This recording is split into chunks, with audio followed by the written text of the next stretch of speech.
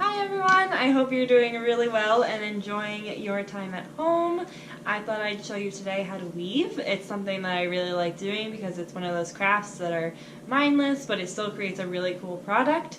So some of the things you might need for it is cardboard boxes. I have just like ones I grabbed out of my recycling bin. I have a whole bunch of yarn, whatever colors that you want to use, or whatever ones you have, scissors, and that's it. So what you want to do first is cut out a square, and whatever size you make it is going to be whatever size your weave will be. So like I chose a pretty big one, but I have an example over here of a thinner cardboard that I started to weave on. So now mine is going to be just a little strip. What you do is you take your cardboard, and then on the top and the bottom here, you're going to cut little notches into it. So I normally make them like a centimeter apart of notches, and you want them to go up like a centimeter. I'm taking some gray thread. I don't really care about it too much, but like I still want, it might still be seen, so it's still a color that I'm interested in. And what you do is you just weave the string through the notches. So I hook it in the first little notch and have a little bit of a tail left over. We'll tie it off at the end. And then I bring the string down and I hook it in the first notch on the bottom, and then I bring it back up towards the top through the second notch, and you just kind of like keep weaving it up down. So you don't want to pull too tightly because then your cardboard will start to bend. The thicker the cardboard you use, the better, because see how mine curves forward? You don't want it to be too tight. I just brought my string right here, and I'm going to hook it behind and back down. Hook it through a loop, back behind, and bring it back up to the top. On the front, you'll see it's just lines going straight up and down, and on the back, it almost looks like little stitches. Then I leave a little bit of tail, and I cut it off. I'm gonna pick my first color, so I think I'll start with yellow. So what you do is you're gonna take however much you want. The more string you take, the more like rows you'll be able to make, and you can always switch colors afterwards. I'll show you how to do that. So I did about an arm's length, maybe a little bit more. And what I'm going to do is on the first string, I'm going to tie a little knot towards the bottom. I like to start from bottom to top. Right there, tied a little knot to the first string. And you want to take that and push it out of the way. Now I take my other end of the string, and you want to go over and under every string.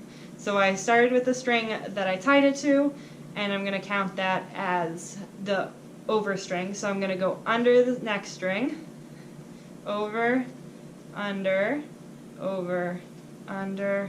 and then the last one is over, so then I pull it all the way through. So that's what it looks like. Every other string, it goes under. And now you're going to do the opposite of what you just did. So I grab my end again, and I ended going over, so the first string on that side, I'm going to go under. So I went under, and I'm working my way backwards, so you're always working in like a Z motion. I lift up the string and then to hook it with my finger, and then I pull back. And like once you get the repetition of it, it's so easy and simple.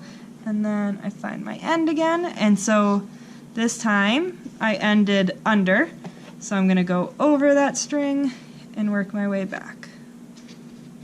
And I use my fingers. You'll notice I hold it down so it doesn't go anywhere, but I just use my fingers and push it as close as possible to the row I did before, so then you get the nice woven look. And I'm just going to keep doing a whole bunch of rows until I feel like I'm ready to switch colors, and I'll show you that. So I stop when it is like this because I don't want it to pull in. If it starts to shrink in, that means you're doing, if it like starts to go like this, that means you're pulling your stitches a little too tight. So you want to make sure that these strings stay straight. So this is what I have so far. So I went on each row, I went over every other string. So like I'll weave through with my fingers so you can see. So I picked up every other string from here. So I went the first one, I go over it with my finger, then under it, and then over, under, over, under. So that's where my finger is where the string would go. And then at the end, you kind of will look where you ended and flip the other way. So here I ended with my string on top, so I would go back under. But see, I only have a little bit left, so I'm gonna change strings. So I think I'll go with green next. I'm gonna again pull out an arm's length or however much, and I pick one end, and I am going to tie a knot with the previous color. So there. You'll see I tied a knot and I've got the two colors hanging out on the side. Alright, so then I pick off where I left off. So remember I need to go under this time, and I pick up every other string and I tuck it underneath. And I continue just like I did before.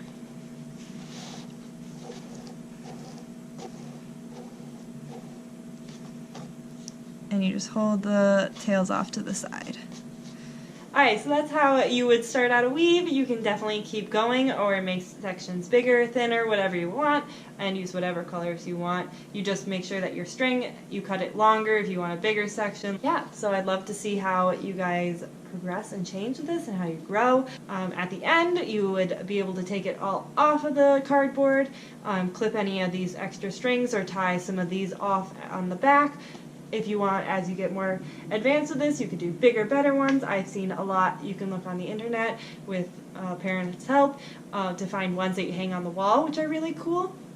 And there's also other stitches that you can do. This is just the most basic. This thin one that I started out earlier, this would be like a really good bookmark. If you try this at home, make sure you send us a photo. I miss you all, and I can't wait to see you back at the club.